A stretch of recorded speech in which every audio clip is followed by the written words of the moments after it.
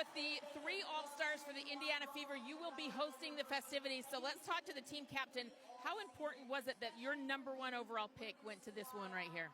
Oh yeah, that was an easy one. Easy choice as GM, and AB's... Aliyah Boston reveals Caitlin Clark is overrated and Fever needs to sideline her.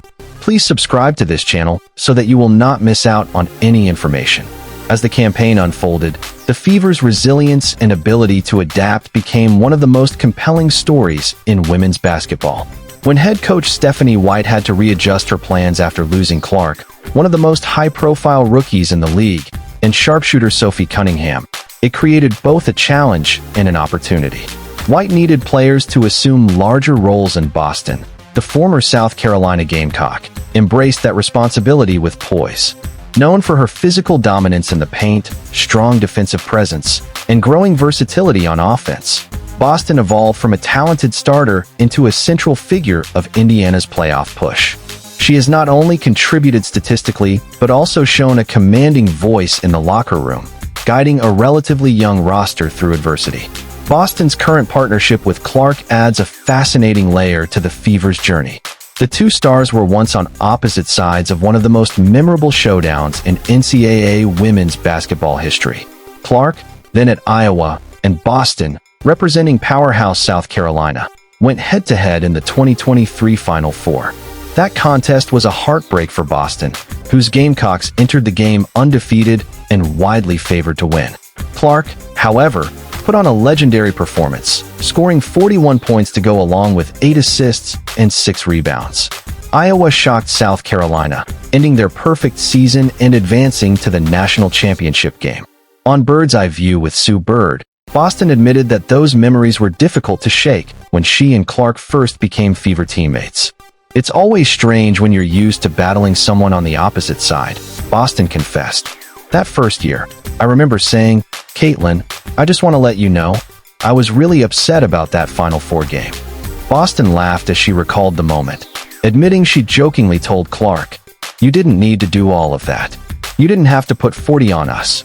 Despite the sting of that loss, Boston said it quickly became water under the bridge. With both athletes now sharing the same jersey, old rivalries transformed into mutual respect and a unified mission, winning for Indiana. Although sidelined with injury this season, Clark's presence looms large not just over the Fever, but over the sport as a whole.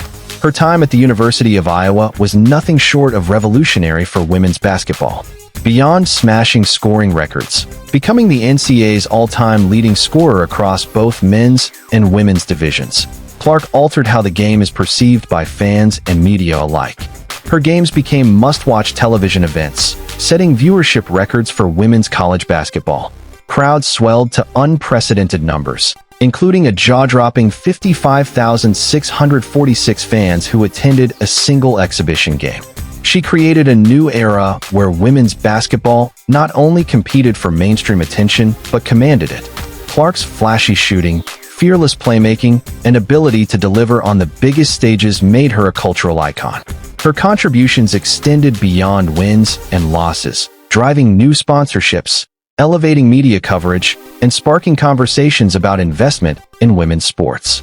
While her college career ended without a national championship, her larger legacy is cemented in how much she expanded the game's reach and popularity.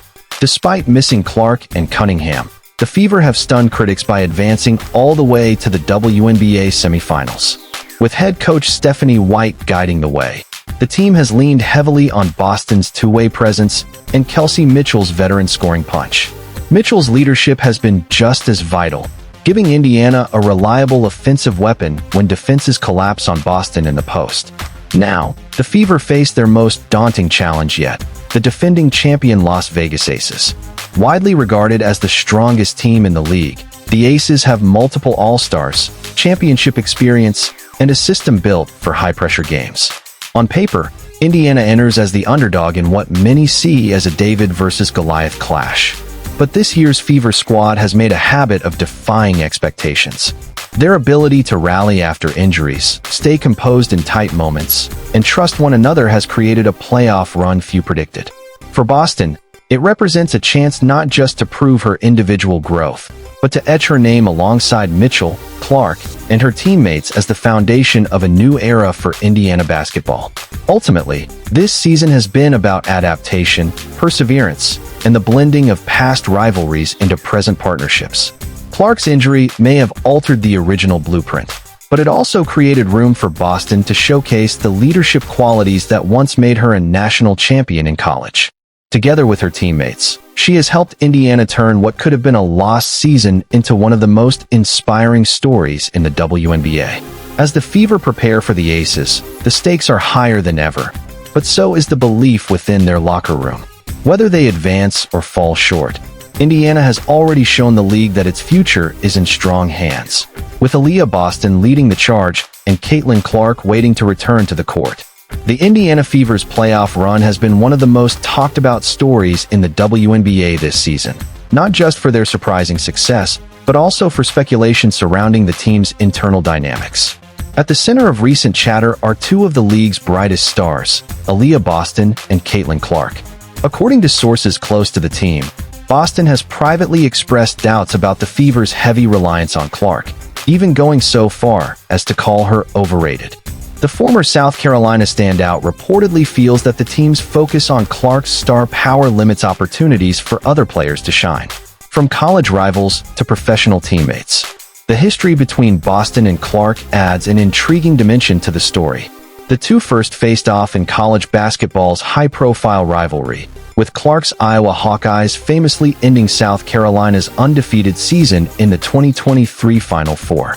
Clark's 41-point performance that night left Boston on the losing side of one of the most memorable college matchups in recent memory. Now, reunited as teammates in Indiana, the dynamic has shifted, but old competitive tensions may linger. Boston, who has taken on a larger role since Clark's injury, seems to believe that the Fever can succeed without having Clark dominate the team's offense.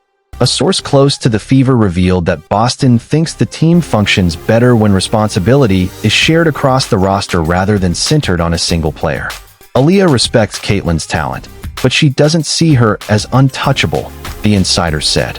She feels the team performs better when the offense isn't built solely around Clark's shooting. The source added that Boston has suggested the team might benefit from giving Clark more time off, not only for recovery from injury, but also to allow the rest of the squad to develop chemistry and confidence without being overshadowed.